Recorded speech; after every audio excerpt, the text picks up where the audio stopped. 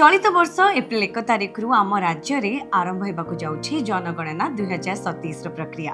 यह गणना संपूर्ण भाव डिजिटल प्रथम थर स्व गणनार निष्पत्ति नहीं आम सरकार।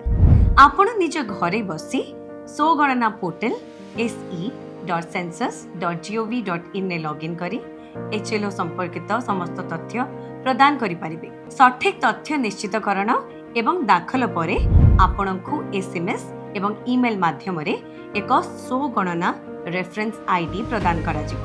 जेतेबेले आम राज्य रे एप्रिल 16 तारिख रु जनगणनार प्रथम पर्याय आरंभ हेबो सेतेबेले जनगणनाकारी आपणको घरको आसीबे एवं आपणको घरर HLO समाप्त करिबा पई आपणको दिया जायतिबा ई रेफरेंस आईडी टी ताकू शेयर करिबे।